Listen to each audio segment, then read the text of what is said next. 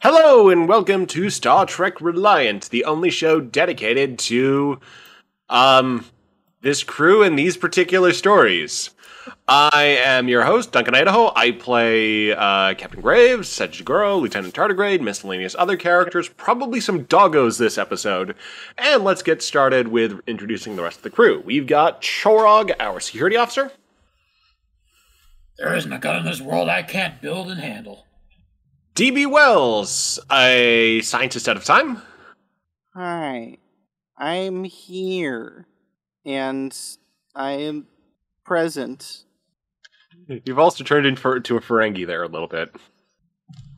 Yeah, well, in my mind I was thinking I'm gonna do something with a Goofy impression, but then I kind of bailed out at the last second and I couldn't think of what to say. You know, the thing is, you just volunteered yourself to play a Ferengi if I need one, so congratulations. Next up, we've got our con officer and biology specialist, Kara Ronnie. Okay, so if you guys are looking for Deep Space Nine and Next Generation, you better bail out now. We're basically lower decks and maybe on our best days the original series. Yeah. We've got our chief medical officer and first officer, Eli O'Connor. Oh, God. Yeah, that's me. Remember, though, if you play any more of the song than that, we have to pay for it. I mean, just for an episode, you get Jackie, you get or Johnny Silverhand stuck in your head, and then you just start playing miscellaneous rock at weird intervals. I might need to make that an episode. I really wish you didn't mention that because I just have a whole soundboard full of Keanu right now. I was about to say, we need to not encourage soundboard usage. Indeed.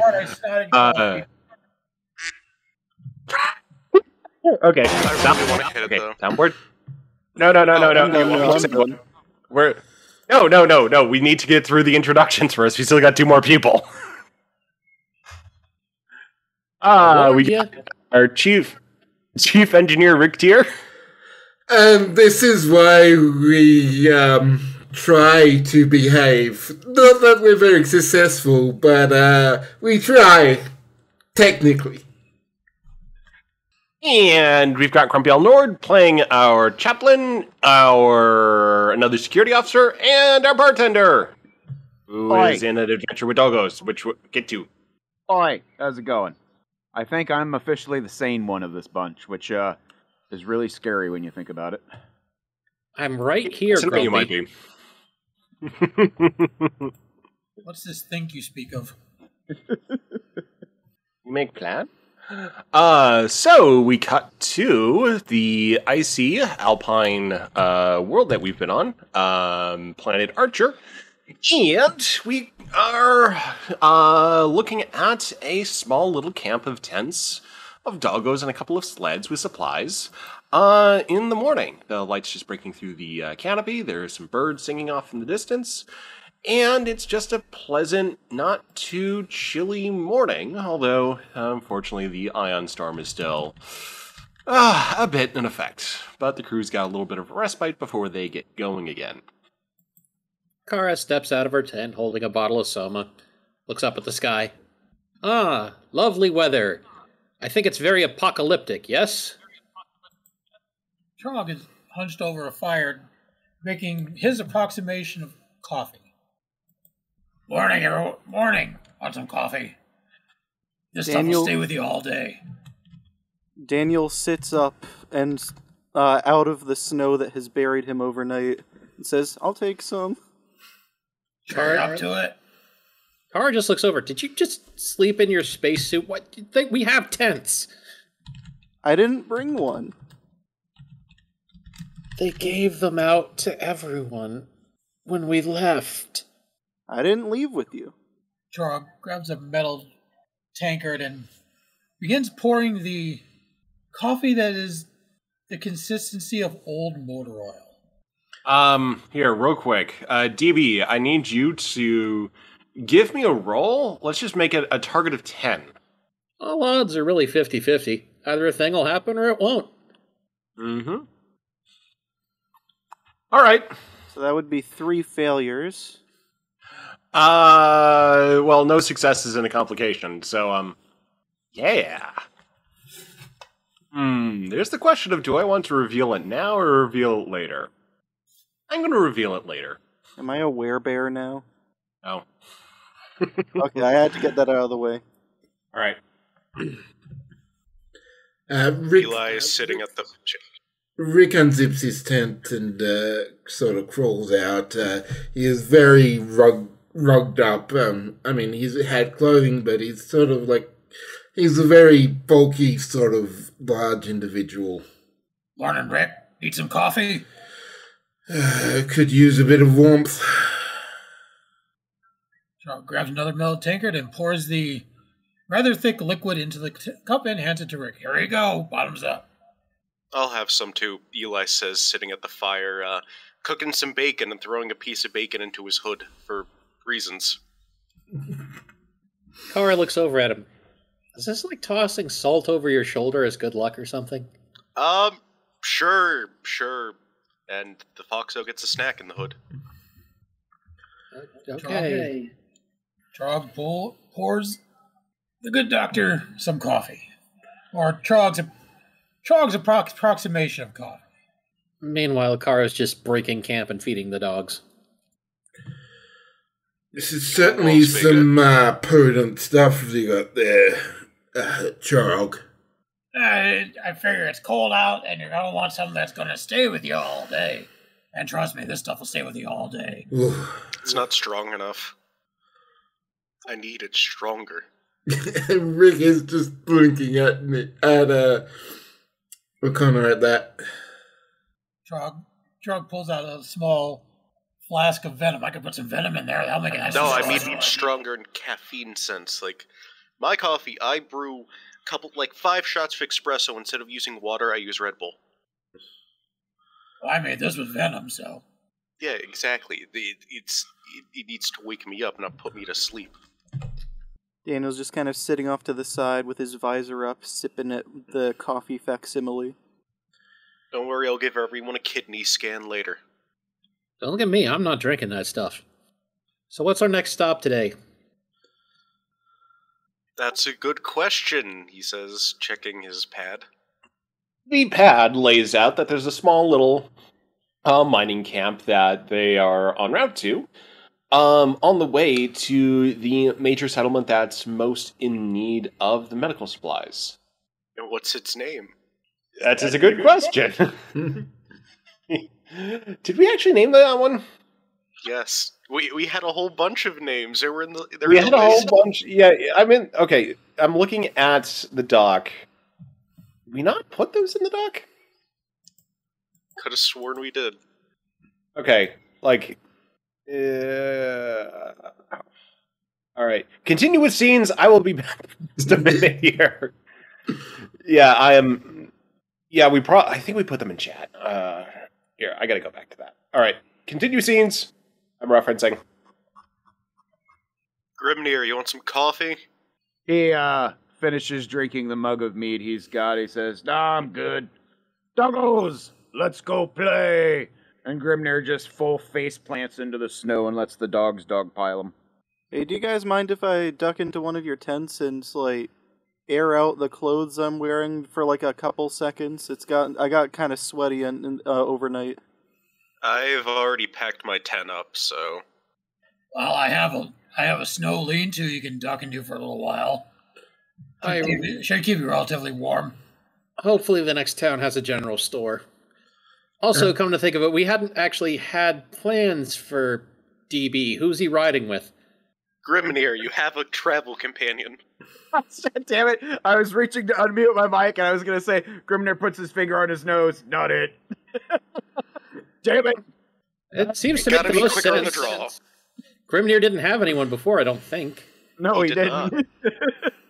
He's just he gets up, brushes the snow off himself, settles the dogs down. He says, "All right, DB, but there's only one way this is going to work. Come here," as he starts pulling out lengths of rope. You're not tying him to the sled. God damn it, why? Because it's an order. I'm with the XO on this one. I don't think that's safe. He just rumbles to himself, "I miss when I was a civilian." I mean, I was going to say, if there just straight up isn't room for me, I could probably just kind of like slide along the snow behind you. No, that's not the problem. The problem is I'm going faster than everybody, and I don't want you falling off. Oh, okay. Faster than everyone? You said I'm the one that went full on speed. Yes, you did. Yes, you did. What wasn't Grimnir using his shouts to go faster than everybody, or am I misremembering? You're misremembering, I think. Oh, okay. Never mind then. Or maybe that was something I was planning on doing. Cora just looks at the group around the campfire, takes another swig of the soma she just says, "You're all nuts." Grimnir just emphatically. So on the group's itinerary, you landed in Tuckertown, and you're headed to Shranville. That's the big settlement that you're heading to, and then the mining station is called Porthos Pothole. Shranville, huh? I guess it's finally loaded. The ion storm must be doing something with the signal. Shouldn't take that long to load an itinerary. Yeah. Damn ion storm. Kara looks up and shakes her fist at the lightning clouds. That's telling it. Yes. Yes. Is that what's been going on? I mean, Go ahead. I mean, it's better we stay cautious and not, end up in another universe trying to use the transporter. And Kara just looks over at, DB and like, have you, this entire time, somehow not looked up? Daniel just kind of rubs the back of his head and just like, well, I mean, I was looking down a lot at my scanner. I was doing...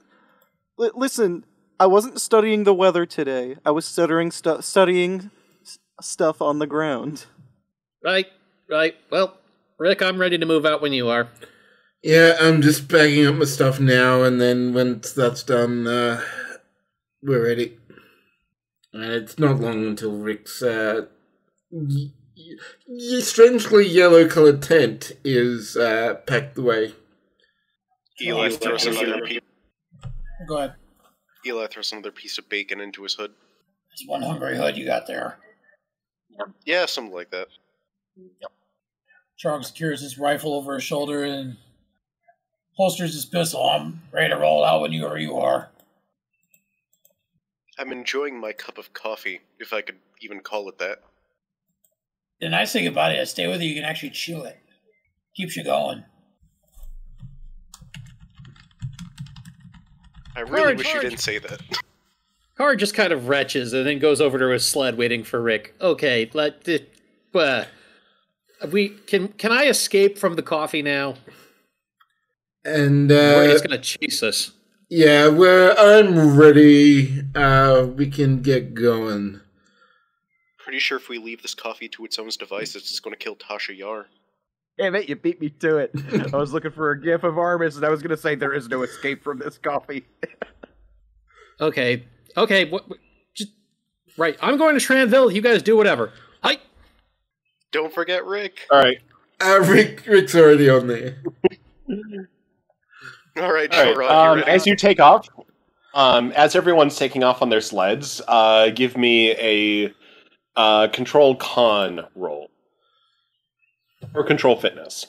Oh, it's been a minute. I forget how to do rolls. Actually, no, fitness or con control. All right. Is this for the? I thought it was command because we're commanding. I'm doing. This is just to stay on the sled. Is that for the ones who piling the sled? Is that for everyone? It's everyone. Once your sled takes off, give me these rolls.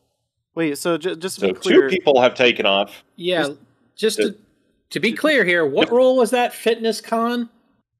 Fitness con or control con. You're just trying to stay on the sled. Control con. Oh, so everybody on the sled has to make the roll. Okay. Kara has 3 successes.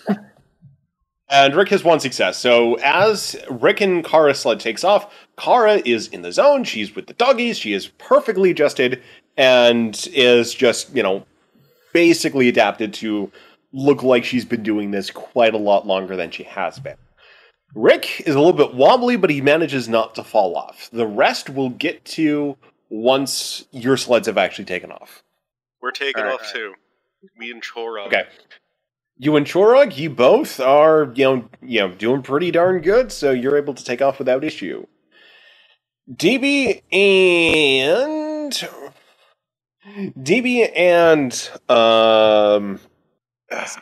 Grimnir? I kept wanting to say Nord.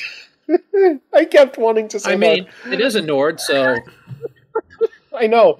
My brain got stuck on. I was like, no. He's got a different name. You know the name. the human. Yeah, the big bulky one and the one that looks like a robot. They take off with a bit of a wobble, and they kind of take a moment to sort of adjust the snaking of the sled, but eventually they're able to get the balance right, and you guys are off. Anyone Whoa, inclined, dogs, you calm can down. Calm down, doggies. Calm down. and you're on your way through a bit of a valley, snaking through the little bit of a mountain pass with lots of just picturesque scenes of just alpine, snowy forest with fresh snowfall. Passing you along your way. You see a little bit of wildlife here and there, a deer, or specifically more of a reindeer, as well as passing on the way, John still riding the bear. He and the bear both wave as you pass by. Daniel waves back to the bear. John has spent a long time over the night instructing the bear in the ways of peoples. Don't teach it capitalism.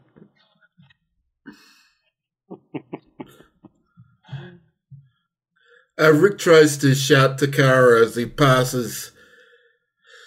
This is probably what it was like in the old mythical days of my world. she kind of says silent for a moment, then she just shouts back, "Tardigrades on bears?"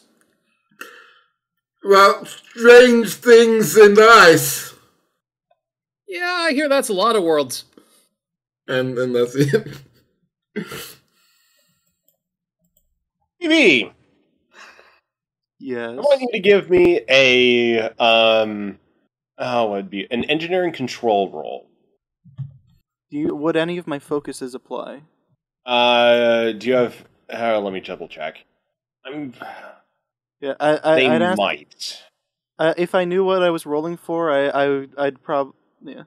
Yeah, you're going to see, but I need to first find your character sheet. Although, not seeing it in the drive. I can just tell you my focuses. It's in the drive. I Okay, know yeah, it. just go. Okay, it's antimatter, space-time, robotics, metalworking, integrating technology, and sleight of hand. None of those would apply. Okay. All right, I found it. It just wasn't labeled with DB Wells right at the start. It had a Alright, generic name, yeah. Yeah, no worries. 2 successes. All right, nothing amiss so far. So far. But the group is able to proceed along the way, and eventually they come to a bit of an icy river. So the ice looks fairly thick, but entirely good. Could be some cracking, could be some weak spots. It's going to be a little tough to pass here. Kara looks at it and just says, fuck it. Fortune favors the bold. She speeds up. Grimnir brings his Okay. sled to a stop as he watches this. As Daniel- does Eli. Daniel pulls out his scanner and tries to figure out where the danger zones on the ice are. So for Kara, Rick, you're just a passenger here. Yep. Kara, give me an insight con roll, and then for DB, give insight engineering. 2 successes. You're able to basically navigate through at speed and find the safer parts of the ice. DB, well, you kind of have a general feel for where the ice might be thickest, but it just kind of generally points to where Kara just went. Daniel nods at the scanner and says, "Yup, that way." Just Grimnir, points So, to- Grimnir gets off his sled and says, "Hey, O'Connor, I got an idea. You're gonna do magic, aren't you? He grins and nods. Well, be my guest. Grimner goes and stands by the riverside, Cargo looking pants. What kind of cargo in the you rolling? direction of where Kara had ridden over, and he goes, "Islanus!" And he does the frost breath dragon shout, just to solidify the ice. Okay, I'm going to make you do a roll just for funsies here. But go ahead, and for magic, let's go with a science control roll. Control your magics.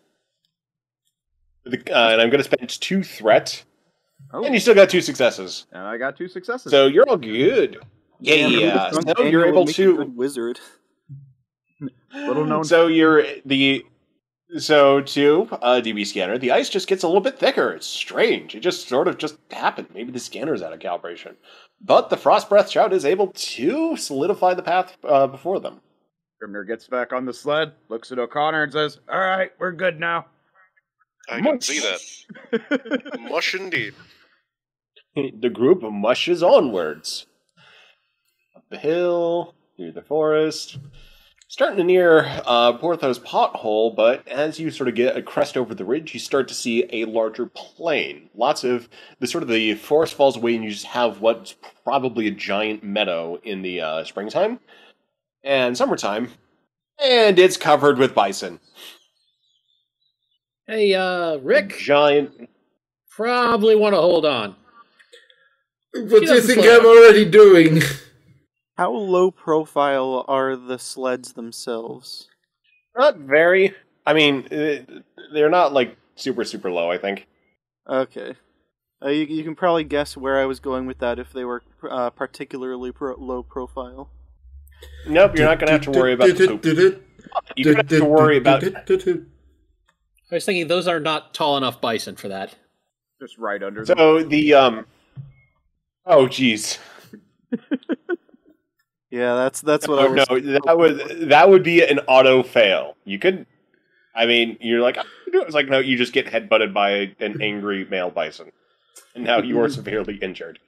So you've got the bison herd. It is, it's a lot of bison. So you could try to move around them, or to go through them, or come up with some other plan. How to overcome this little obstacle. Man, another earth animal. Kara's just going to go around them because that's easy and she doesn't have to slow down. We need to be careful with these bison. We don't want them charging us, because the whole herd of bison charges, we're in a lot of trouble. I mean, if you just get them to charge in a different direction. That I can do. And we don't want to be in the middle of... We don't want to be in the middle of them when they get antsy. That's why I'm going around the outside. If we can find the alpha male, maybe we can get him going one direction and get the rest of the herd to follow. I was going to say, fire a shot in the air. Should get him running away. So, what's my role for going around the bison full speed? Going around the bison full speed, that's just going to be a con control roll. It's mainly just, not hitting a tree. The easy path. That's going to take a little bit longer. Might have to do 2 Lovely. rolls. Two complications and a success. You basically immediately bin the sled into a ditch and are just catapulted flying forward over the doggos. Rick 2. Rick is upside down. There's just two pairs. There's just 2 pairs of legs sticking out of the snow. Grimner brings his sled to a stop, hops off, and goes to help her. Oh, were we following? There's equipment tossed around everywhere. It's going to take a little bit of a hot minute to try to get things back together. Just imagine, Grimner walks up, just grabs the legs and pulls her out. He holds her like that for a minute and says, "So, how'd that work out for you?" Well, the good news is I found the emergency stop. You hear a muffled Rick sort of struggling a few meters away. From Eli's hood, a fox head pops out and looks at Chorog before retreating back into the hood. Chorog looks at his coffee. I need to dumb this down. I'm seeing things. You're seeing what? I thought I saw something pop out of your hood. Nah, you're definitely... It's definitely the coffee. You made it too weak. So after Kara is unceremoniously dropped by Grimnir when he goes to... Presumably he goes to help Rick, Kara just starts putting all the stuff back on the sled. Meanwhile, Charles is kind of standing there, scanning all the bison, trying to find the head bison. Maybe he could try to get that particular bison to lead the herd in another direction safely away. That one on the far end, I think that's the alpha.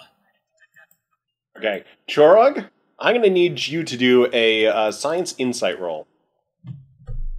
Daniel's just over here thinking, isn't like the whole alpha thing like disproven decades ago? Don't question the Nausicaan. It's better for your health. Do I have to use you to chop down a tree again?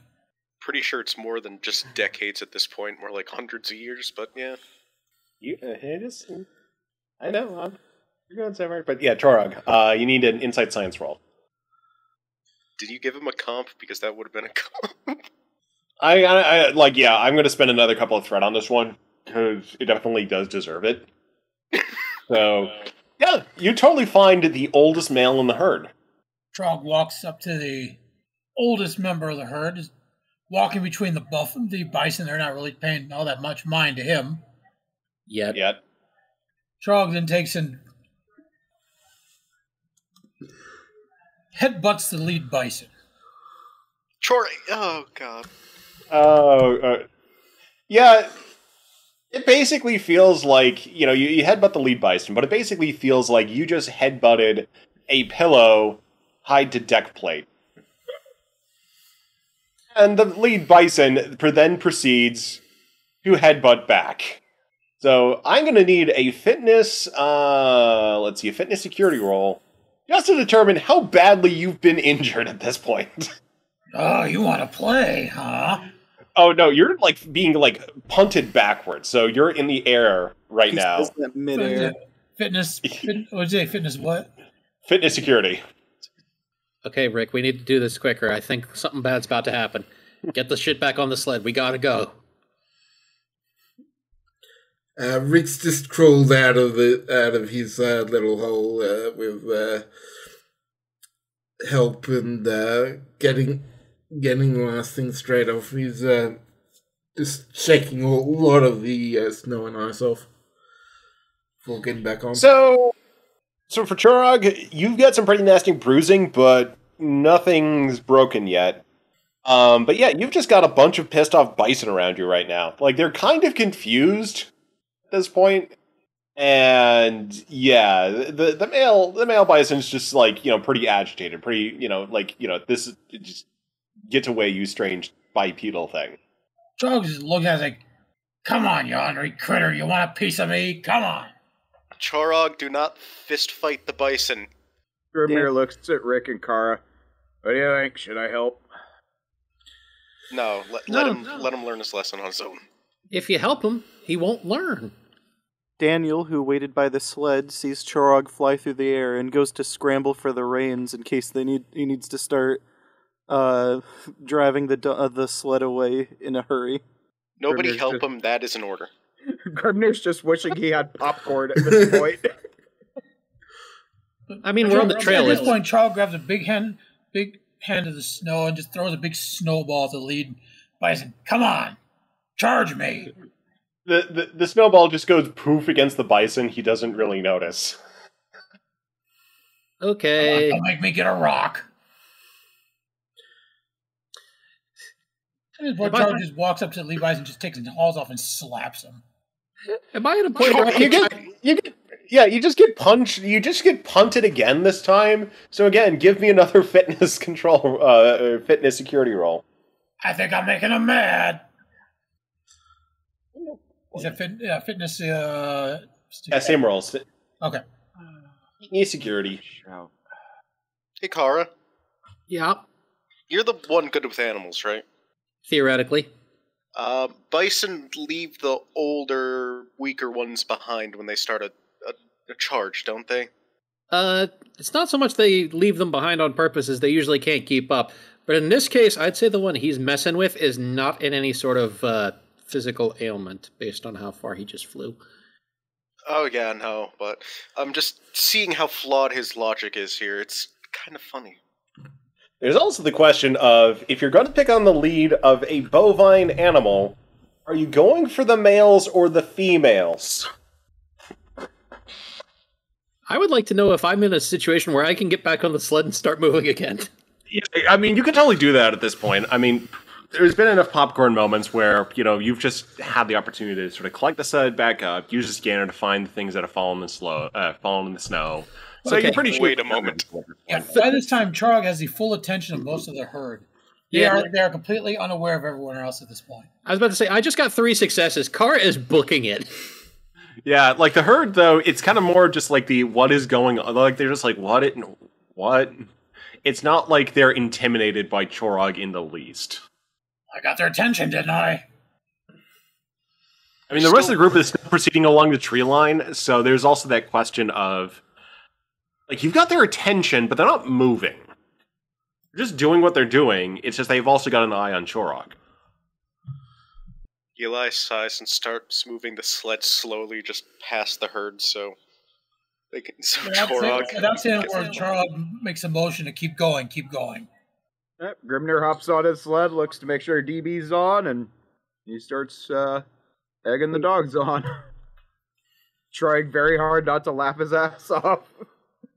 As they Right. start to, as Daniel and Grimnir enter the tree line, Daniel just kind of shouts back, "Keep trying, it'll work this time."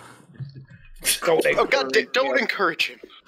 That's revenge for the fungal forest incident. By this time, Charog has picked up a rather large rock. Not going to hurt the bison. Now, if you try to throw the rock, it'll miss. You're not hurting the bison. No, I mean, he could hit the bison and it still wouldn't hurt him. If you throw a rock at that bison, I am writing you up. Charog just takes and throws the bison down. They hit down the metal, makes a rather big noise when it hits a big tree. The bison are now looking at the trees. Or are Right? they? They're looking at the trees. What do you do? At this point, Charog cautiously moves away. All right. So I'm Having going to have you successfully make one. completed his task. Okay, I'm going to have you make another roll here. So go ahead and give me an insight science roll. I was about to say, this is the wisest thing he's done all day.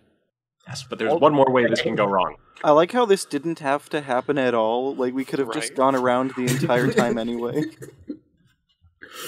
All right, 3 successes. You're able to swiftly navigate through the bison herd as they basically just go back to grazing. They're just aware of, like, okay, this weird thing's in the area. It's not quite a wolf. It's just a weird, angry humanoid thing. They're just able to you're able to just extract yourself from the herd without approaching any of the babies. So you're completely safe. Charog catches up to O'Connor and jumps on the sled. Mission accomplished. It was totally unnecessary. I was bored. Called it. I gotta do something to get my laughs. Just take out a pad and watch videos on it or something. You don't need to harass the I mean, wildlife. The bison he fought probably had a little bit of fun, like, knocking this thing around. God damn it, I hate that picture. Hey, if I don't get knocked around every once in a while, I start losing my edge. All right, the group is able to just, continue proceeding along, along a little bit of an opening in the forest until things kind of close in again. They exit the meadow, and the on their scanners, the mining camp of Porthos Pothole is approaching. Right, so continue hanging on, Rick. We should be the first ones in, unless there's another test of the emergency stop. I'll try to make sure that doesn't happen. I would like to try to catch up. Okay, so for catching up, give me you need to motivate the doggos, so command presence. Alright. Here's 3 successes. You're able to speed up, and you're gaining ground against Kara and Rick's sled.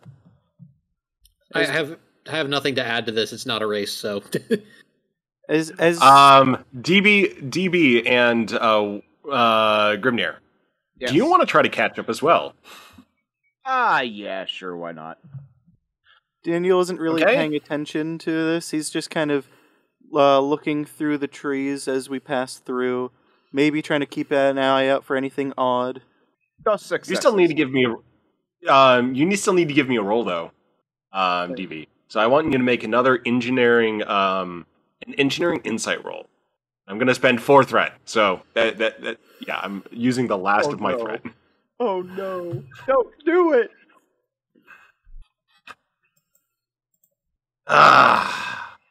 Okay. Honestly, if you really want this to happen, I'm fine with just auto-failing. Okay, yeah, okay. So what happens here is that you start getting warning messages about your suit's thrusters. And the warning messages include things like control line cut. I mean, you're just getting all of these flashing signals in your helmet HUD. And yeah, we've got a little technical emergency going on right now. Daniel just kind of looks at the alerts and says, that's as you say, not good. As you say, your suit's thrusters activate, giving you an additional boost of speed in addition to Chorog being able to motivate the doggos. So you're able to pass Hunter at this point, but you're holding on for dear life onto the sled. It's enough weight to keep you down, and your thrusters are kind of pointed back. So, And to be fair, he's hanging on to Grimnir, not Chorog. Oh, he's holding on to the sort of the sled, the physical structure of the sled itself to have enough weight there. Yeah, it's like the thrusters are making it less work for the dogs, so the dogs are able to run faster. That's giving you a forward boost too, basically. A little bit. Yeah, but yeah, your suit though it's having a major something has cut through or chewed through your suit's control lines. Wasn't me. I mean, the trio know things, but they're all back on the ship, so... Daniel just kind of shouts over the rushing wind, Grimnir, I think I let the bear get a little too friendly last night. That sounds like a you problem. We lost O'Connor. Yeah, we lost... Uh-oh. You still here? We lost the doctor. No, he's not here. We lost him. We lost the doctor when we needed him the most. Disco crash, he'll be back. Look at DB turned back and Nick is gone. I better take the reins. No, this was a technical thing this time. I wasn't... Yeah, so let's go ahead and let's just call this our break time. Oh, that works because my dog is wanting to go out anyway. The group begins to approach a small little mining camp. So you've got some pretty fancy mining towers, a small collection of temporary structures to house what they're pulling out, a shuttle landing pad or two, and a small little, again, temporary structure, just still in, just fairly good upkeep, just kind of white colonial prefab. So the bigger question, has Daniel gone to Plaid? Oh, yeah. Yeah, I was going to say, as Daniel and Grimnir rapidly approach the town.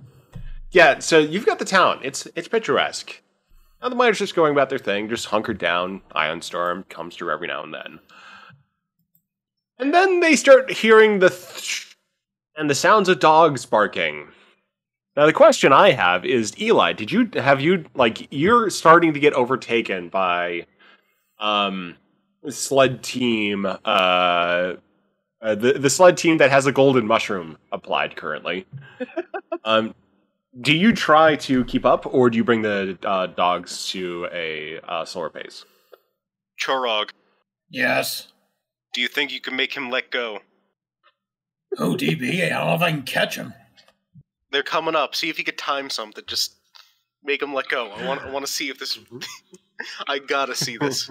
Oh, I thought we already passed everyone. No. Oh, you're okay. You're just coming by. Like you were like boosting, but it's not like you're getting like a super boost because otherwise you'd be dragging the dogs along. I mean, I can't can be try. going I can too try to fast. tackle him as he comes by. Just like hold your arm out, like a clothesline. Or you could like poke him with a stick. Tickle his armpits. I just hold my arm out and let him run into my arm. Hopefully, it doesn't rip my arm off. If it does, I'll get you a new one, I guess. You want a robot arm? Don't threaten me with a good time. I mean, I gave Kara a robot arm. I'll give you one, too. All right, I'll try to catch him. Just a little bit of fooling around. Trog scooches more to the side of the sled to get as much leverage as he possibly can for this little miracle. Let's go with control security. As we come up alongside them, Daniel looks over and says, something got a little too hungry around my suit. All right. Yeah, you're able to reach out and tickle DB's armpit. DB, you're now being tickled. Suit? Yes. Coochie coo. He's got strong fingers. So, do you try to resist the tickle, or do you let the tickle take you? Daniel tries to resist. He has plans to just jump off into the snow when we get to town, so Grimnir can stop anyway. All right, control command then.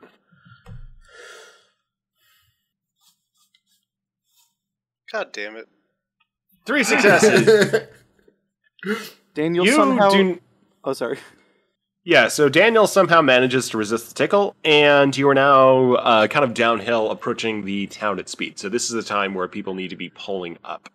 I think we can definitely blame that on the spacesuit. So I was imagining this would happen. Actually, I think we could blame a lot on the spacesuit now that I think about it. Daniel just kind of, like, says as we approach the town, Daniel just kind of says to Grimnir, "You're going to be very glad you didn't tie me to the sled right now." And then Daniel jumps off and just tries to, like, land face first, just pancaking into the snow. Grimnir watches. Yeah. Yeah, that basically just happens. Kara just looks over and just thinks to herself, well, he's got to be running out of fuel right about now. I mean, it's just a suit. It can't have that much. No, Watch as he spins around in a circle, making like DB snowmen. he's just like, nope. Totally wish I'd tied him to the sled. That would have been fucking awesome. I mean, I could try to shut down the suit. I could try to hit him with the EMP blast. Now that Daniel is stationary, he will try to turn off the jets. All right, the jets are basically already sputtered out. Like the control systems are, they're still like trying to like get the jets to fire, but there's nothing coming out of them anymore. Fuel gauge, empty. I mean, they weren't designed for, long burns in a gravitic environment. Exactly. But it's It good lasted to as know long that as they comedy can be required. used like this in the future. I'm glad that there's now a precedent for this kind of use. For no particular reason. You can do a Starfield and boost your jumps with this. Anyway, Kara just kind of goes by Daniel and just looks at him. You okay? Daniel gives a thumbs up while face down in the snow. Right, good. She keeps going and stops in the village. I guess Daniel just kind of gets up and tries to deactivate the thing that's trying to get the system back to normal on the walk into town. All right, as you do that, go ahead and give me an engineering reason roll. Ooh, did we just hear one of the most rarest of rare Duncan yawns? Yeah, a little bit. I was about to say, you know that Marcus is not, like mortal. He doesn't sleep. He doesn't have yawns. That's why I'm surprised. It's like, I don't think I've ever actually heard Duncan yawn before. I am watching. My big fluffy cat is right next to me right now. I'm giving him many cuddles right now. So he's got his own little. Well, it's actually a big white ottoman, and he's just claimed it. Well, I do believe Daniel has tamed his suit. He has tamed his suit indeed, and you're able to identify that you've got a family of squirrels now in your suit as well. I can get rid of them if you want. Daniel, hearing that, hearing him say that as he enters town, says, "Nah. Do you have any snacks though? I don't want them getting rowdy." So I shouldn't feed them my coffee. I don't think that's food in general. Well, it can't hurt, can it? Do not give them energy boosters. We need to try and lure them out. Well, if we give them energy, they'll want to move out. Or do more damage. Look, I'm just going to go ahead and be on the science side here. Do not give the tiny mammals extra caffeine. They won't be able to handle it. You'll probably kill them. Can we just use some sort of sonic pulse? I mean, or you could just open it and kind of shoo them out. Like, yeah, this is not a complex task that requires much problem solving. Just because they are squirrels in a moving environment, they weren't quite anticipating this. Yeah, we could open the pack, and I could take Daniel by the ankles and shake him out. I was gonna say, if you guys are so dead set on me getting rid of them, I could just open my bag. And Daniel takes off the backpack that I found out he was wearing earlier this session. Well, it's the spacesuit. It's the space through the back of the spacesuit. Oh, it's not a separate backpack. They are living in your circuits and cords and they're tubes. just like so they're just like in the suit. Okay. Scribner is just watching this highly amused. Spacesuit. Okay, Daniel just kind of climbs out of the suit into the snow and just kind of reaches in to kind of like just kind of rustle around just kind of shake his hand around inside the thing. Squirrels come out. Yeah. I guess. So the group is free then to proceed into the second of 3 destinations. This is going to be a 3-parter, isn't it? Yeah, it is. Because it's a half hour. We haven't gotten to the space combat yet. I'm just figuring, let's just ease into it. Let's make it a 3-parter. Yeah, like, it features snow and dogs and hijinks. I am down for it being a 3-parter. we kind of ran with a bunch of shenanigans this session. Yeah, I started a little bit late too, so yeah, we're going to be cutting it at the top of the hour. So yeah, you're free to enter town. So the town itself is laid out where you've got the main residence building, but you've also kind of got a sort of a depot / communal hangout area, i.e. a bar. And yeah, you just have a few miners just hanging around. They kind of knew you were coming, so they're not like, ooh, what's this? It's like, the Starfleet people are here. Yeah. Not too concerned. Kara, just as she comes to a stop, just leans her head back and just yells, "Hey, we got your medicine here!" I was going to say, weren't we here to deliver supplies or something? I've already forgotten. Yeah. There's a vaccine pandemic or something. going. Yeah, there's a pandemic going around the planet. It's a bit of slow spreading just with low population density. So you're helping the locals to distribute the vaccine to local communities that are now cut off thanks to the transporter. That's right. Transport is not working due to the ion storm. While you guys distribute the supplies, I am going to go secure us lodging for the night. We just woke up like a couple hours ago. It's still morning. Yeah, it's still morning. Chorog is concussed and is confused right now. How hard did you hit him with your helmet when you suddenly took off like that? Well, I'm just thinking of when he headbutt the Bison. Oh, twice. That's true. I forgot because he was on Grimnir's sled, so that's the Bison's fault. Yeah, there is the bar though, so Chorog can head over to the bar and secure them some local meals. Kara also shouts after Chorog, "If things seem dark, don't go to sleep. You might be suffering traumatic brain injuries." Chorog shakes his head a little bit and says, "You have to talk louder. I can't hear you over the bells." Doc, I think you better go check him. I probably should. I also have to administer the vaccines here too. Right on. I'm gonna go find a general. gonna go find a general store so that like DB can have a tent so that we don't have any more squirrels.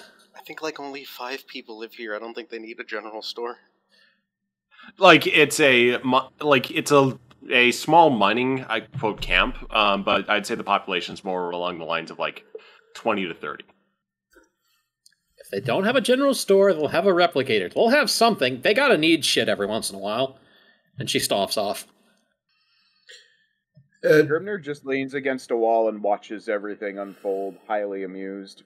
So an elderly Endorian woman approaches Eli and says, "Yes, Starfleet, that's correct." That is right. Right, well, I've got my people, just kind of sitting, waiting. So if you need us all for that vaccine, just let us know. If you need a moment to rest, feel free. Oh, I'm more than awake. Just gather him now. I just gotta check on him real quick. He says, gesturing to Chorog. The fox in his hood also pops out and looks over his shoulder at the Endorian woman. The woman just smiles at the side of the fox and says, "Very well, just form an orderly queue in the residence hall. Just, head there and we'll get the show on the road." Just imagining the scene now where there's all these people lined up and Eli has a hypo spray and it's just like, guy comes up, psh, next, psh, next, psh, next. That's pretty much what it's going to be. You can also do a little scan each time. Just say, like, I'm just going to give you a little scan, make sure the vaccine is properly, circulating. And, did you happen to know you've got a little bit of a wonky liver there? Let me give you another hypo. Psh, next. DB, do you need any assistance with your pack once the squirrels gone into it? They might have been doing some damage, it seems. Wait, where are you and where am I right now? Just so I know what's going on with the location. So basically, you guys are free to amble about. You both are probably just out in the middle of the camp. So between the prefab buildings and the mining equipment and the storage sheds. So you're just not particularly anywhere at this point. You haven't said, I've gone to the bar, or I've gone to the residence hall. Mm. Alright. Daniel just kind of says, I should probably see if I need to fix something. I was just gonna follow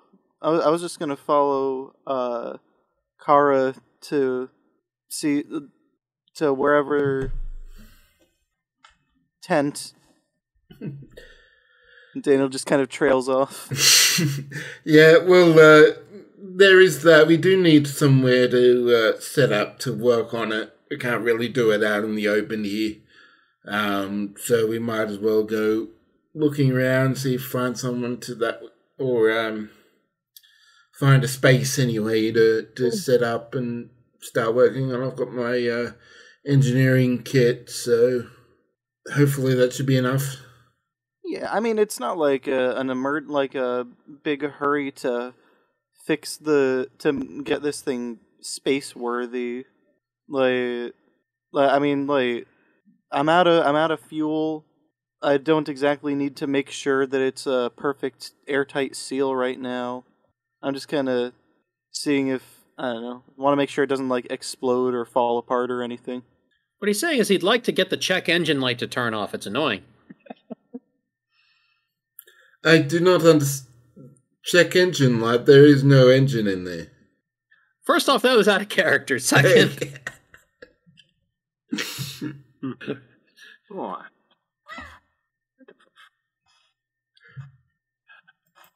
All right, so you two are able to you two and Kara head over to the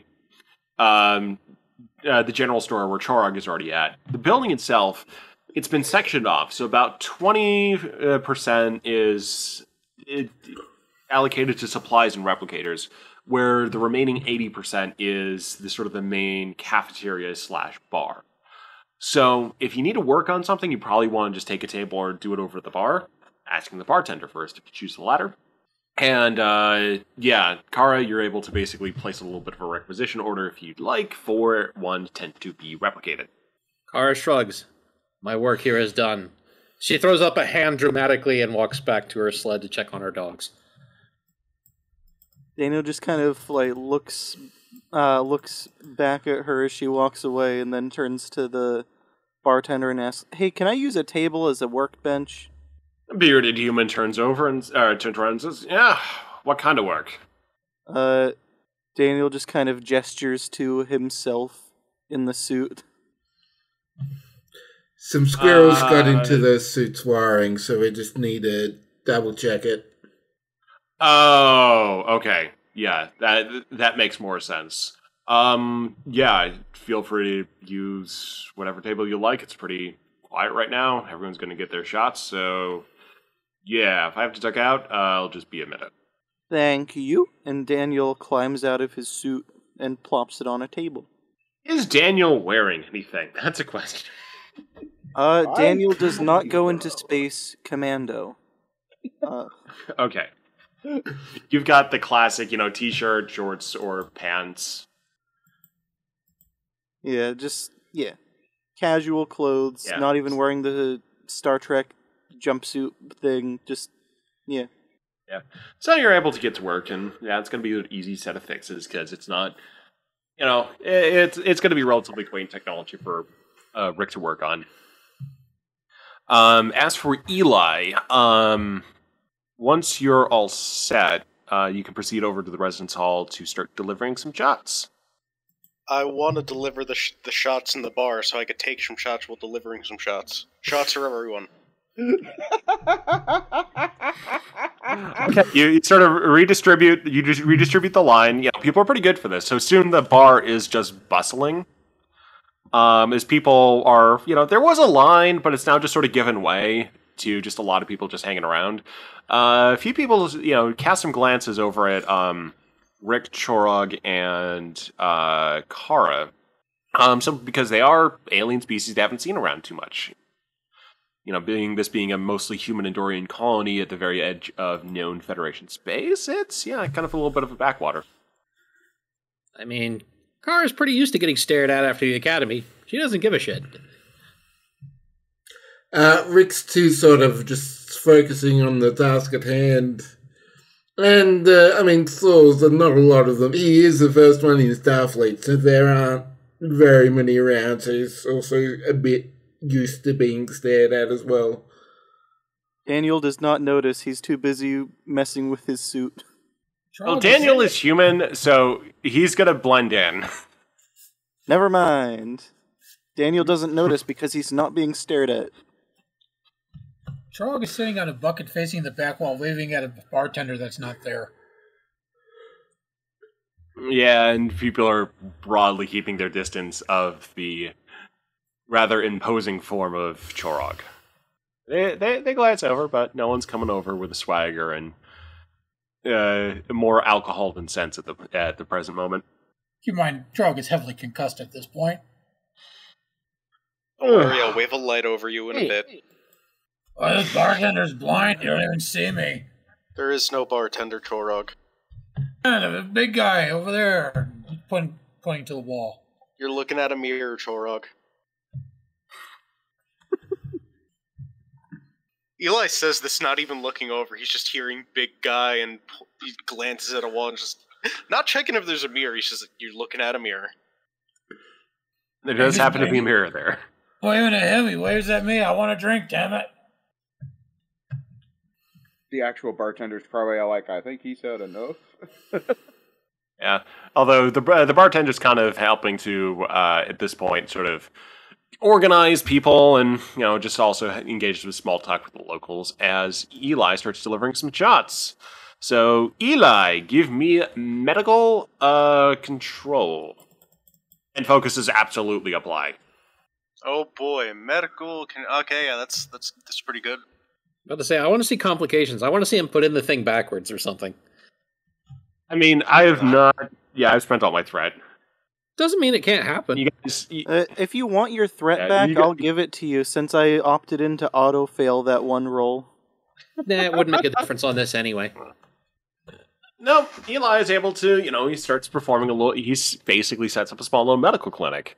Is able to, take some shots back, engage with a little bit of light small talk as people start filing through. But yeah, it's just the usual mix of humans and Dorians. There's some Rigelian or two.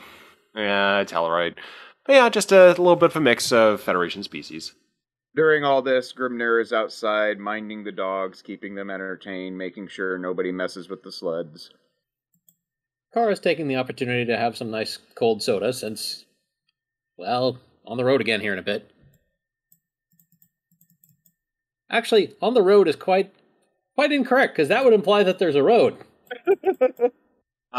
Eli, do you still have your hood up? Hood down, you mean? Or, yeah, the hood is in the fox obscuring position.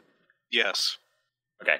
Foxo is safe. Although, the miners are going to kick out of him. He's not in any danger. Trog suddenly stands up. The Bison's back! Headbutts the wall and passes out. Jorog is out. Kara looks over at Eli and over at Jorog and back to Eli and just says, yeah, this is why triage is a thing.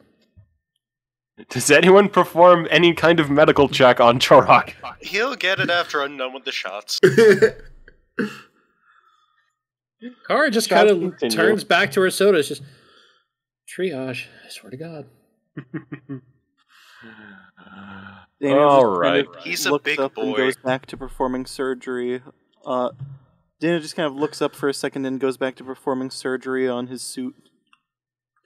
Yeah, Rick just sort of like looks at Chirog for a bit, looks back around.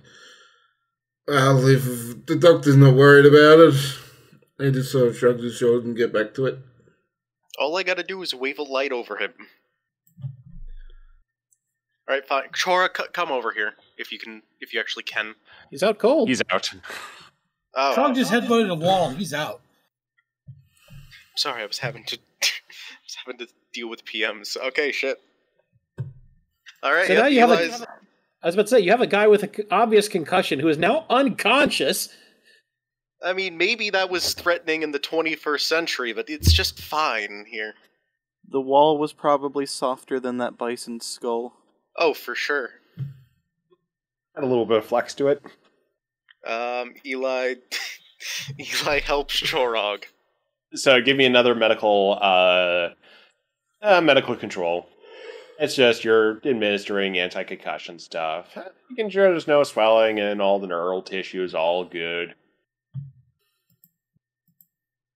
2 successes. Yep, you're able to make sure the concussion nap turns into just a regular nap. He'll be out for the next, I don't know. I go back to giving the shots. As you go back to the still shop. Laid out on the floor. Any last minute things people want to do at the bar before I go to our closer? Tequila. Get it to tequila. Think we're I good? realize now, Chorok's got the after effects of a concussion, and O'Connor's drinking. It's going to be fun when they get their sled back on the road. Yeah, I only was having actually one. just about to say it's a good thing that Chorog's in Eli's sled, but I didn't even think about him driving drunk. Well, I mean, the dogs are really the ones that are driving. I need to get Trog to at least wake up and just crawl over to the bar and order a whiskey. Anything else? Trog comes to from his concussion, shakes his head a couple of times, like, man, what hit me? You hit the wall. Car, not looking up, just yells, Bison! This is a bar. Bartender, whiskey. As he crawls his way to the bar. You asked what hit you, you didn't say when. You want to check on that bison? Is it okay? Pretty sure it's fine. And with that, the camera pans up further into the twilight sky with, Reliant cruising around the planet with a large, ion storm still sort of rippling past. Blue little streaks here and there twinkling. All good. And it cuts to a different kind of ship. A ship that is cloaked. In a small, circular, purple bridge with this kind of a pipework dais at the center. Horta, looking over the scans of Reliant again, and says, yes. Yeah. We'll see how far they've advanced. Prepare to attack. That was my question, too, Kara. Don't the Dominion have cloaking devices? No, No. and even if they... Personal shred. That's one of the big things that they had over them in the war was the Romulans and their cloaking devices. Also, I'm just taking this, with the if there was any changes there. Yeah, but these are the Lost Dominion, so they wouldn't have. Yeah, that's right. Okay, so take a step secondly, back. even if they did have it, Ion taking a step back. Yeah, taking a step back. They're just hiding behind an asteroid. That tracks. So that tracks. And yeah, with that. Yep, with that, the episode is done. Thank you so much for joining us tonight, and we'll be back for what we thought was going to be one-parter, but now it's going to be definitely three-parter. Four-parter. Not going four-parter. I don't know how we could do that. And remember, Dominion ships don't have cloaking devices. We're a bunch of shenaniganizers, and we can stretch something out as far as we need to for more shenanigans. Join us next week for the end of the Idiot-a-Rod. Maybe. Only you can prevent Dominion from having cloaking devices. Remember, kids. Sound of a torpedo firing. Also, remember, kids, don't go around headbutting Bison. Charles is a trained professional. He knows what he's doing most of the time. Clever quip for ending the episode. For only one slip of Latinum a month, you can keep a Jem'Hadar off Ketra White.